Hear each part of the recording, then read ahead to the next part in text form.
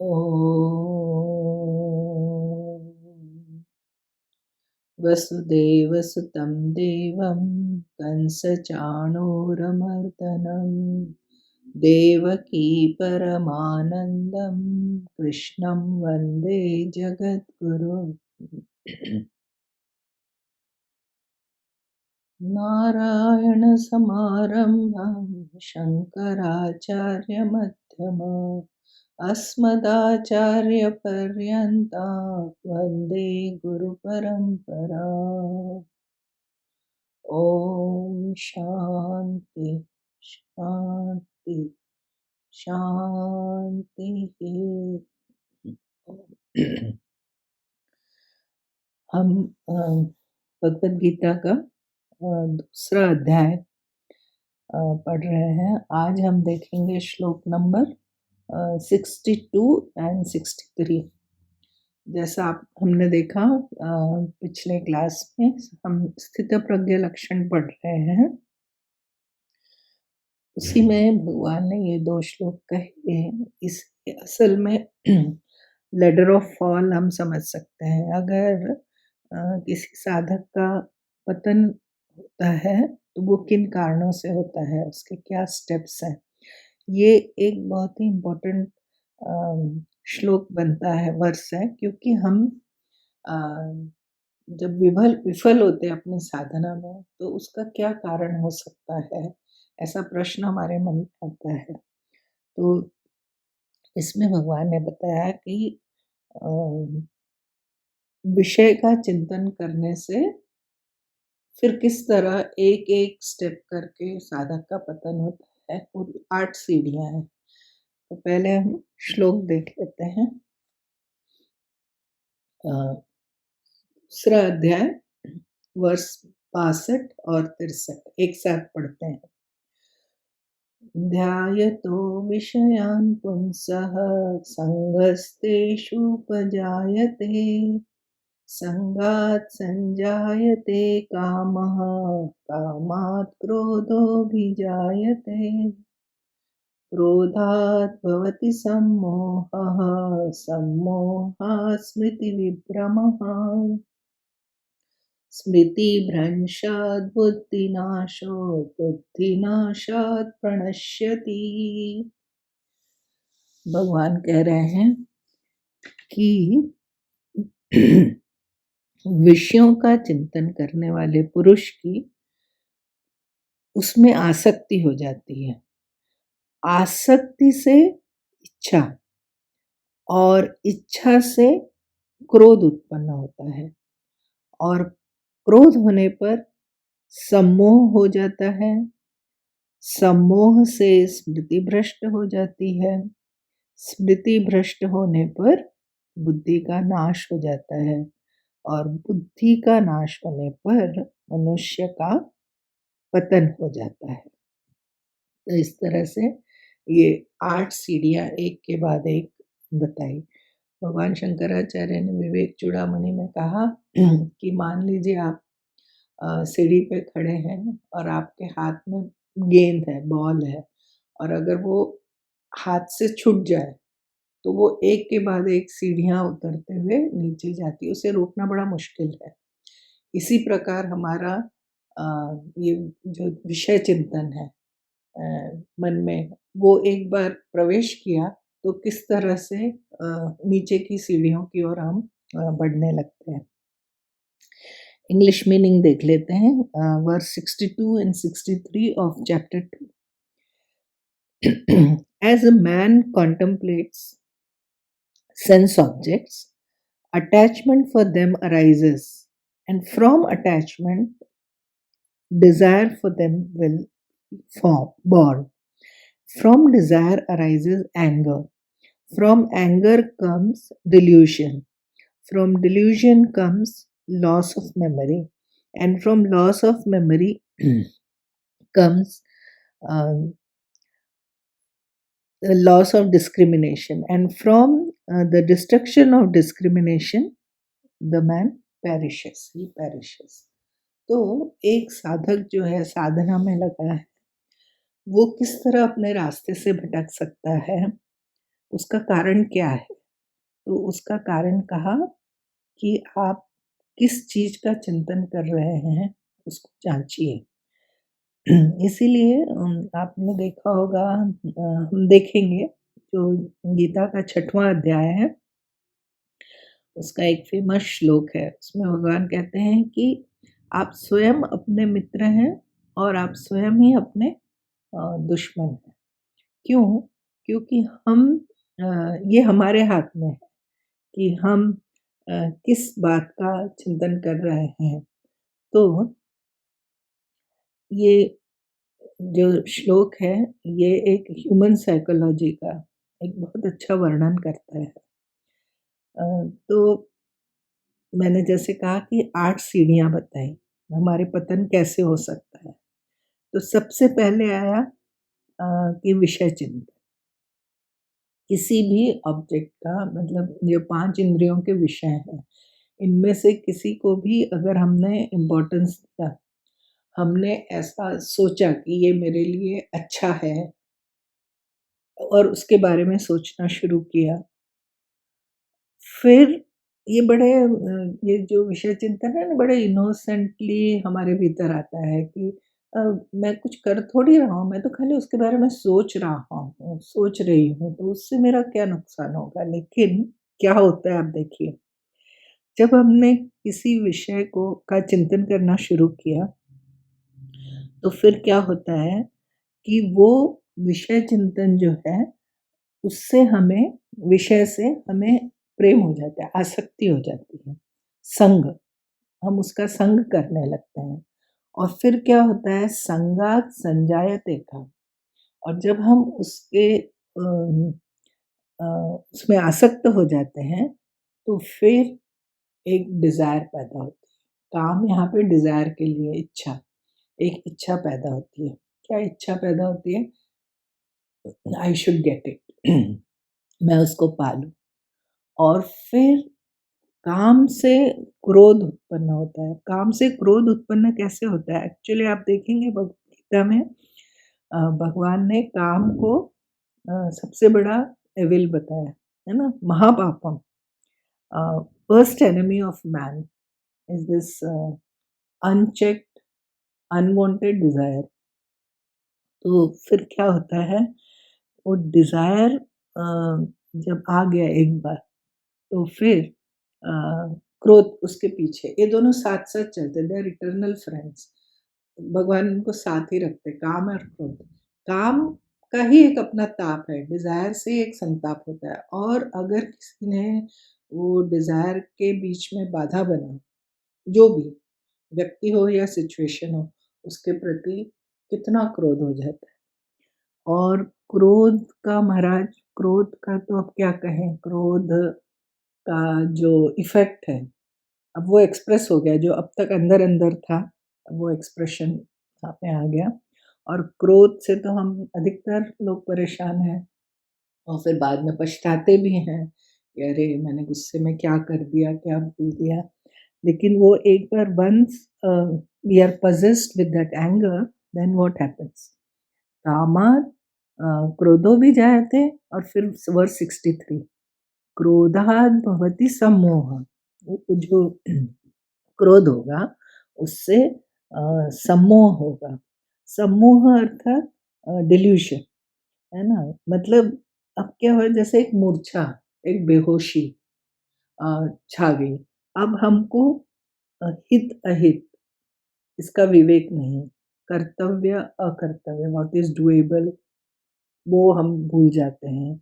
मतलब वो सोचने की हमारी क्षमता कम हो जाती है क्योंकि हम एक प्रकार की बेहोशी में चले गए, है ना? डिल्यूशन मूर्छा हो गई, सम्मोह। सम्मोह से क्या होता है?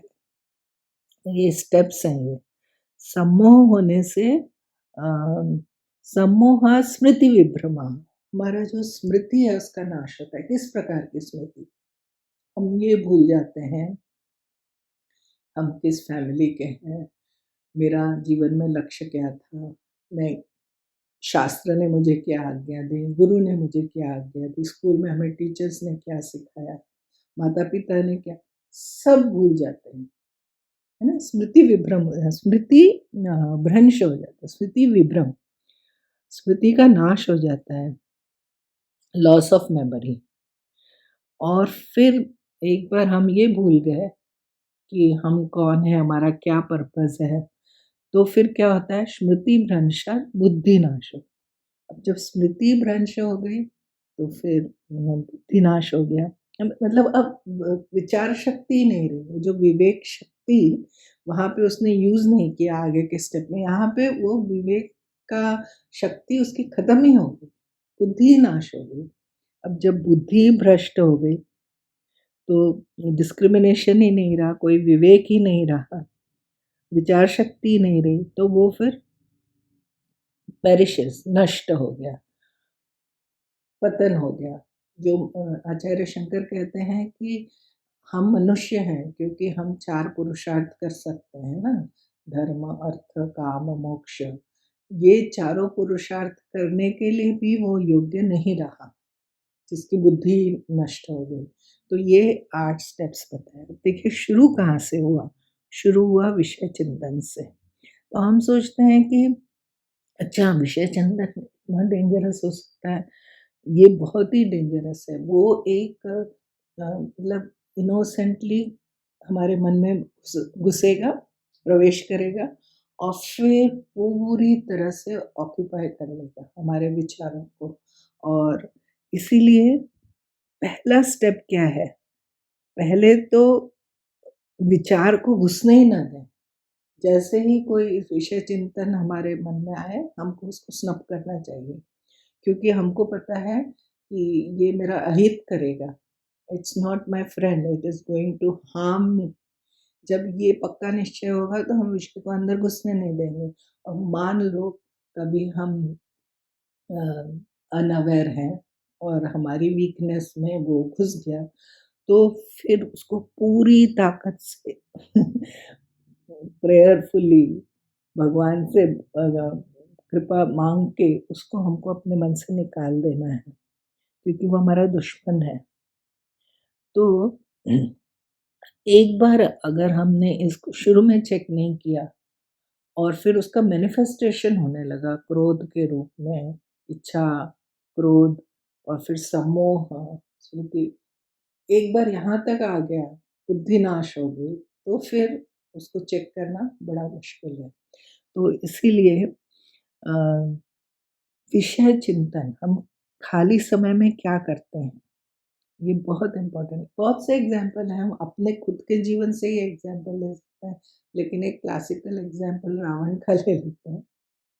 रावण देखिए शिव भक्त है, ब्राह्मण कुल का है और उसमें बहुत सारे पॉजिटिव क्वालिटीज़ हैं रावण में। लेकिन एक दिमाग में उसके घुस गया कि सीता को पाना है। अब वो राइट है या रॉन्ग है, वो सब विचार उसने नहीं किया, बस मुझे पाना है, कामना हुई, इच्छा हुई।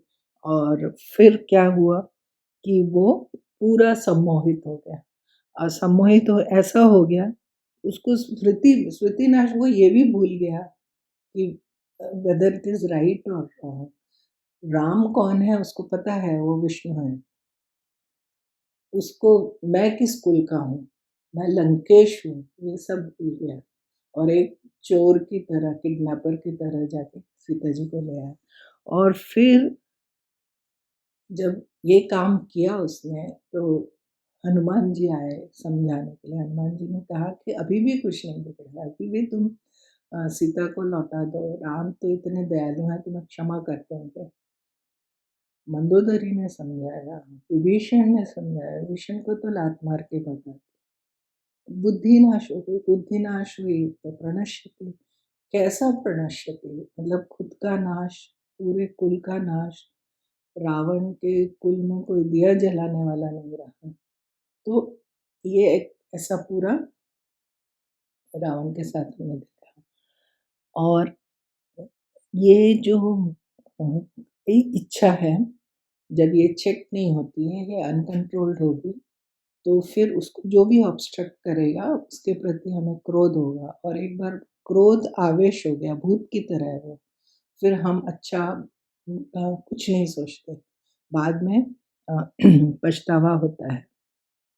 एक मैंने इंसिडेंट पढ़ा था कि एक कैदी था, अ, उसको पुलिस वाले कोर्ट ले जा रहे थे पेशी के लिए, उसके हाथ में हथकड़ी बंधी थी। ना उस जीप का एक्सीडेंट हो गया।